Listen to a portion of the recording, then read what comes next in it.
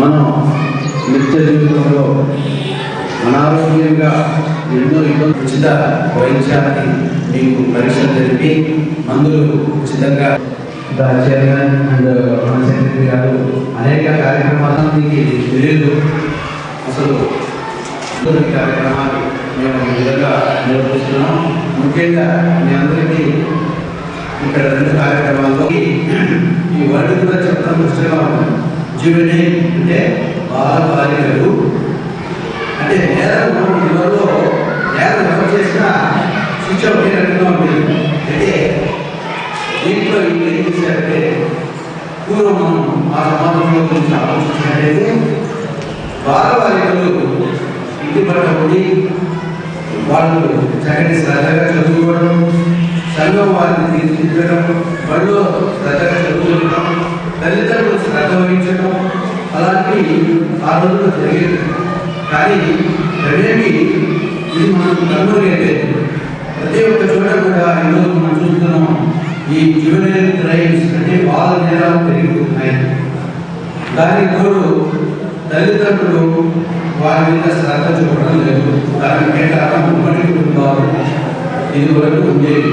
ఉమ్మడి కుటుంబాల్లో తాత అవ్వ శ్రద్ధ తీసుకునే సంసారం గురించి వాళ్ళ కొడుకు కోడలు వీళ్ళందరూ కూడా వాళ్ళ పిల్లలు చక్కగా చదివించుకునేవారు. వాటిని వాళ్ళు బయటకు పోకుండా కొద్దిగా ఇంట్లోనే రక్షణ వాళ్ళకి లభించేవాడు. అది మనకు అనుమతి ఎందుకంటే చెప్తున్నారు పిల్లలను నెగ్లెక్ట్ చేయడం ముఖ్యంగా బాధ్యత తల్లిదండ్రులు. కాబట్టి తల్లిదండ్రులు మనం చూస్తున్నాం ఈరోజు సమాజంలో ఈ మీ అందరూ ఆశ్చర్యపోతారు చెప్తే అలాంటి నేరాలు చేయడానికి ముఖ్యమైన వాళ్ళకి తప్పని ఆలోచించే జ్ఞానం లేదు. కాబట్టి 30 మందిని మానే ఉంటుందా కాబట్టి ఆ స్టేజ్లో కాకుండా సంఘ విద్రోహ శక్తులు ఈ సినిమాలు ముఖ్యంగా సినిమాల్లో చూసి వాళ్ళకి స్కీమ్స్ పెట్టారు. వాళ్ళ చదువు చెప్పడం, వాళ్ళ జ్ఞానం ఉద్యోగాలు ఇవ్వడం, వాళ్ళకి ఏ విధంగా కావాలంటే ఆ విధంగా. ఎందుకంటే వాళ్ళ మానసికంగా ఎలా ఎదిగింటారంటే వాడు నేరస్తుడు అని ఎదుగుతాడు. అంటే ఆ నేరస్తుడు నేరస్తాడు. అందుకే వాళ్ళకు జస్టిస్ సిస్టమ్ మీరు ఇక్కడ చూస్తుంటారు. అటువంటి వాటిని ఏ విధంగా చేస్తూ ఒక జూనియర్ వెల్ఫేర్ బోర్డును జూనియర్ బోర్డు సెలెక్ట్ చేసి వారిని ఈ యొక్క జూనియర్ అదే ఒక కడగట్టుగా భయపడతారు. ఎందుకంటే ఏదైనా ఉద్యోగం రావాలంటే జిల్లా న్యాయ చైతన్య సదస్సులు సాధారణంగా ఆరోగ్యము బాగలేనప్పుడు అనారోగ్యంగా ఉన్నప్పుడు మీరు డాక్టర్లను చికిత్స కోసము వారి దగ్గరికి వెళ్తారు. అదేవిధంగా ప్రభుత్వము ఉచిత వైద్యశాలని ఏర్పాటు చేశారు. అవే గవర్నమెంట్ జనరల్ హాస్పిటల్ లాంటివి. అదే కాక ప్రైవేట్ డాక్టర్లు కూడా ఉంటారు. ప్రైవేట్ డాక్టర్ల దగ్గరికి పోతే వారికి కొద్దిగా ఫీజు ఇచ్చి మనము వైద్య సేవలు తీసుకోవాల్సి ఉంటుంది. అదే ప్రకారంగా ప్రభుత్వ ఆసుపత్రికి పోతే ఉచితంగా వైద్యం చేస్తారు.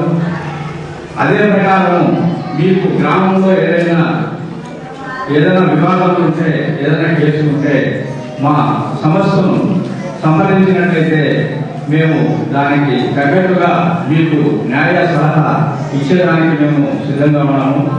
తర్వాత ఏదైనా కేసులు కోర్టులో వేయాలంటే కూడా వకీలు నియమించడానికి కూడా ఉచితంగా మేము మీకు వకీలు నియమిస్తాము. మీరు దానికి సంబంధించినటువంటి ఖర్చులు ఎలాంటి ఫీజులు కానీ ఏమి కానీ ఉండవు. మీకు ఇదివరకు ఎక్కువ భాగము ఈ జిల్లాలో ఉచితంగా న్యాయ సలహాలు ఉచితంగా న్యాయవాదిని ఇవ్వడము అనేది తక్కువగా జరిగింది. ఎవరికైనా తగాదాలు వచ్చినా, భార్యాభర్తలు తగాదాలు వచ్చినా, భూమి సంబంధమైనటువంటి కేసులు ఇలాంటివన్నీ కూడా మీరు మమ్మల్ని అప్రోచ్ అయితే మేము వకీలు ఉచితంగా నియమించడానికి కూడా మేము సిద్ధంగా ఉన్నాము. 50,000 రూపాయలు ఆదాయం మించినటువంటి వాళ్ళందరికీ కూడా ఏ కులమైనా సరే వాళ్ళందరికీ కూడా న్యాయ సహాయం అందించేదానికి, న్యాయ సలహాలు ఇచ్చేదానికి ఈ సంస్థ సిద్ధంగా ఉంది. తర్వాత షెడ్యూల్ క్యాస్ట్, షెడ్యూల్ తగిన వారికి కూడా వకీలు నియమిస్తాము. వారు ఎలాంటి ఖర్చులు అవన్నీ పెట్టుకునే అవసరం ఏమీ లేదు. తర్వాత పారిశ్రామికంగా ఒక దినము నరసింహాచార్య గారు తర్వాత అందరికి ప్రజలకంతా ఉపయోగకరమైనటువంటిది ఉచిత వైద్యం. అంటే ఉచితంగా వైద్యం సామాన్యంగా ఇచ్చేదానికి ఈ కాలంలో ఇష్టపడరు, డబ్బులు తీసుకునే వైద్యం చేయాలనే అభిప్రాయం చాలా మంది ఉంది. మన కులాయిపు గారు ఉచితంగా వైద్యం చేస్తానంటే మీకు చాలా మంచిది. అసలు ఇలాంటి వ్యక్తులు, ఇలాంటి ప్రముఖులు, ఇలాంటి పెద్ద మనుషులు ఇంకా దీర్ఘాయుష్తో ఆరోగ్యాయుష్తో ఉంటూ సమాజానికి ఎక్కువగా సేవ చేయాలని కోరుకుంటున్నాను. లోకాదాలతో ఇవన్నీ కూడా మీరందరూ కూడా ఏమైనా కేసు ఉంటే పార్టిసిపేట్ చేసి మీ అడ్వకేట్ ద్వారా మీ కేసులన్నీ పరిష్కరించుకోవచ్చు. రాజీ ద్వారా పరిష్కారం అయితే మీకు అదే రాజమార్గం అవుతుందని చెప్తూ ఇంత మేలు చేకూరుస్తాయి. భారతం కూడా ప్రజల యొక్క బాధ్యతలను కూడా గుర్తు చేసే వీలవుతుంది.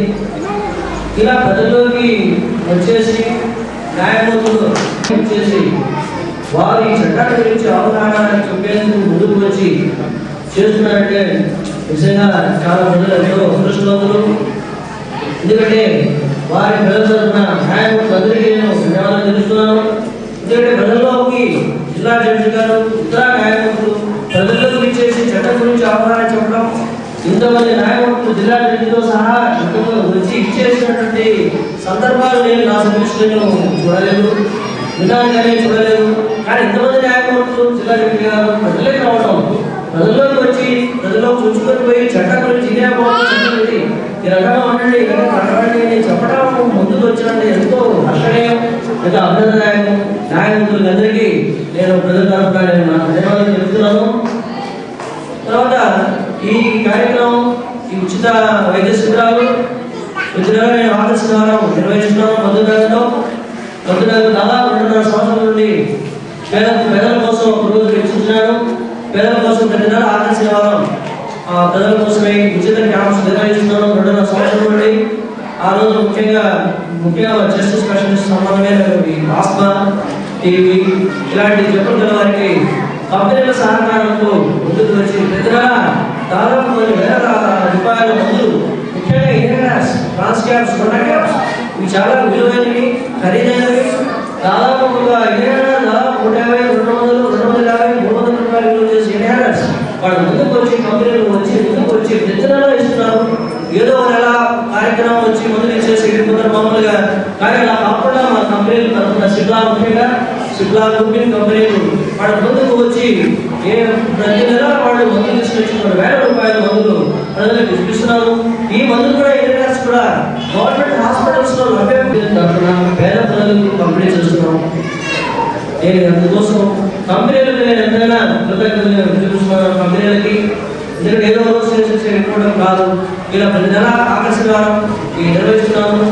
న్యాయమూర్తులు ఇక్కడ జిల్లా జడ్జి గారు కూడా మేము మనం చేస్తున్నామంటే ఈ అవగాహన సదస్సు మీరు ఏ గ్రామంలో పెట్టినా కూడా నిర్వహించినా కూడా ఒకవేళ అది ఆగస్టు వారం అవుతే నాకు ఛాన్స్ ఇప్పిస్తే అక్కడ కూడా నేను విశ్వసిస్తూ నేను ఏర్పాటు చేస్తానని మీకు సౌకర్యంగా మనం చేసుకుంటున్నాను.